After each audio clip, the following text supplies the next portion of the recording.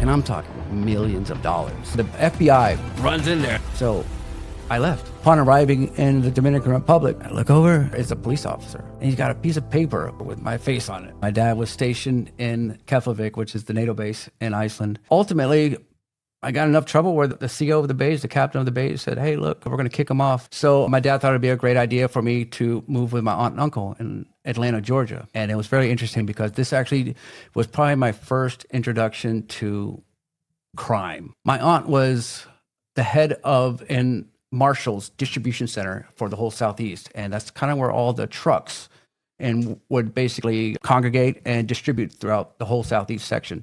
And I remember when I first moved there, my aunt gives me this huge bag, like a bag full of like clothes, starter, guest watches, colognes. And I was like,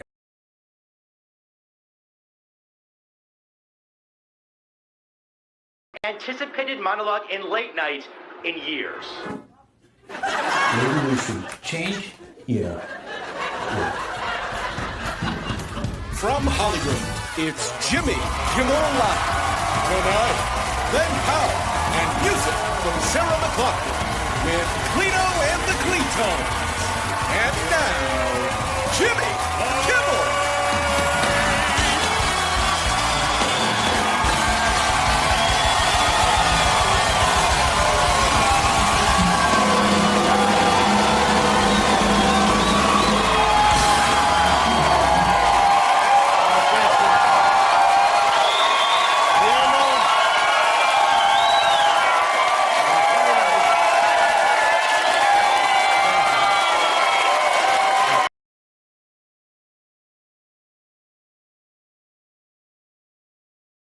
Onto the Carousel of Progress ride, it's pretty much the same thing as that. On the day of her passing, Stone was brutally crushed between two of the building's walls during this brief period. As it turns out, there was a tight opening that allowed the stages to move between one of its motionless walls and a rotating wall. Unfortunately, Stone somehow ended in that crevice, and it killed her at 10:37 p.m. Many believe that she may have stepped back or fallen or attempted to leap onto another stage as the wall was moving. However, speculation aside, it was never determined how exactly Stone found herself in this distressful situation. A park-goer in an adjoining theater, 33-year-old Daniel Robinson, heard the girl's screams as the wall crushed her. The man told the authorities that he had seen Stone get crushed between the stage and the wall, which is when he began hearing her scream. Robinson immediately made the Disney staff aware of the accident. When they were resetting the ride at 11 p.m., Robinson and the operators found her, but sadly, Stone was already deceased. Following her demise, Disney temporarily closed the attraction as they investigated a disaster that they believed to be impossible. While the ride was out of commission,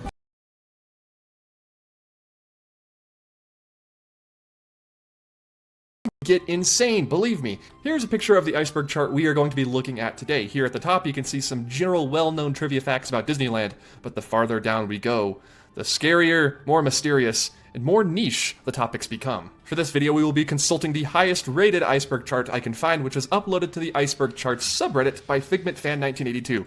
I am also a Figment fan, so, birds of a feather. And I am going to guide you all through each and every single one of these topics. Some may be a little bit more obscure, but I'm gonna try my best to relay them to all of you, my friends. We'll start off with, yes, the tip of the iceberg. Here at the top layer, with Happy New Mickey, we have Disneyland cats. Now, back around the construction of Disneyland, Anaheim had a lot of feral cats, and some found their way into the park. Now, back before California Adventure existed, they made their home inside of Sleeping Beauty Castle, actually, and you could still find them wandering around the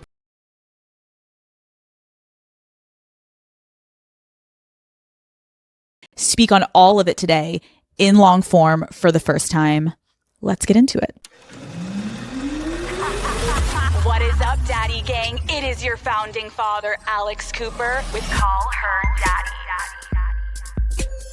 Catherine Pies, welcome to Call Her Daddy. Thank you. Okay. We've got a lot to talk about, obviously.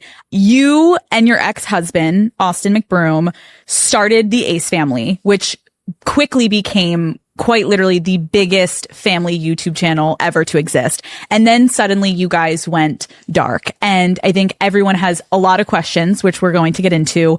But first, I just want to know, how are you doing? I'm doing good. I feel like I'm in a new place in my life, and I'm just so excited just to be free.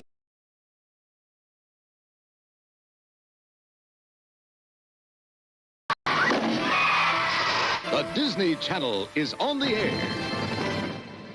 In the spring of 1977, Jim Jamiro, a visionary at the Walt Disney Company, went to his higher-ups about an idea for a children's and family network called the Disney Channel, a variety show of sorts that would entertain the masses. Unfortunately, in the late 70s, there were only about 1.2 million cable subscribers nationwide, and although Disney executives liked the idea, they essentially laughed in Jim's face. He is quoted saying, "Back then we could have done it for 50 cents. Everybody liked the idea, but the truth is nobody took it seriously." Their reaction was essentially, "Jim, go do your 8mm home movies." We did the channel because we did a lot of research that showed that there are literally tens of millions of people across this country who really wanted a kind of wholesome or family programming that wasn't being offered. Matlin Bull's advertising agency did a study fairly recently that indicated that something like 33% of the people who don't